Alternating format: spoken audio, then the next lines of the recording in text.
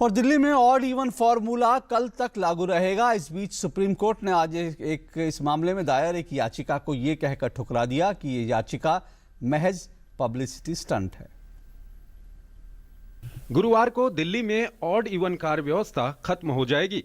Supreme court ने दिल्ली उच्च न्यायालय के आदेश और दिल्ली में ऑड इवन योजना से संबंधित आप सरकार की अधिसूचना के खिलाफ दायर आवेदन पर तत्काल सुनवाई करने से इनकार कर दिया है। कोर्ट ने याचिकाकर्ता को कड़ी फटकार लगाते हुए इसे पब्लिसिटी स्टंट करार दिया है।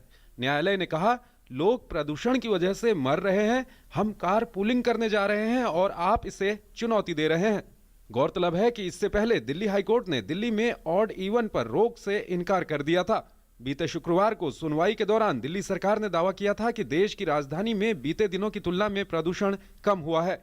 रविवार को एक बार फिर सरकार ने वायु प्रदूषण में 50% कमी आने का दावा किया, लेकिन सरकार ने यह भी साफ किया है कि फिलहाल ये योजना आगे नहीं बढ़ेगी।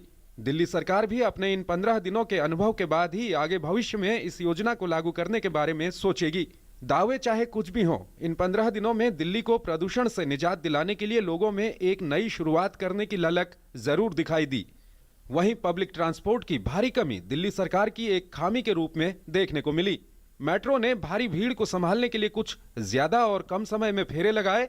इस बीच दिल्ली हाईकोर्ट ने केंद्रीय प्रदूषण नियंत्रण कमेटी से राज्यों की कमेटी से रिपोर्ट पिछले 5 साल में न लेने के लिए फटकार लगाई। अदालत ने कहा कि प्रदूषण रिपोर्ट जल्द दाखिल कराएं।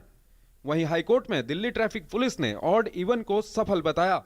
साथ ही हाईकोर्ट ने NHAI से फरीदाबाद में सड़क निर्माण में प्रदूषण नियंत्रण के लिए कहा। इस सब को देखते हुए ये जरूर कहा जा सकता है कि अगर इस योजना को फिर लागू करना है और इसका दायरा बढ़ाना है तो सार्वजनिक परिवहन को सबसे पहले मजबूत करना होगा। वहीं दिल्ली में प्रदूषण का एक कारण NCR में दिल्ली के अलावा दूसरी जगह पैदा होने वाला प्रदूषण भी है। इसलिए जरूरत है कि दिल्ली के अलावा NCR के दूसरे हिस्सों जैसे फरीदाबाद, नोएडा, गुड़गांव जैसे शहरों को भी प्रदूषण मुक्त करना होगा। लेकिन सबसे बड़ा सवाल यह है कि अब फिर से पुरानी व्यवस्था बहाल होगी तो दिल्ली वालों को किन परेशानियों का सामना करना पड़ेगा। News night desk, DD news.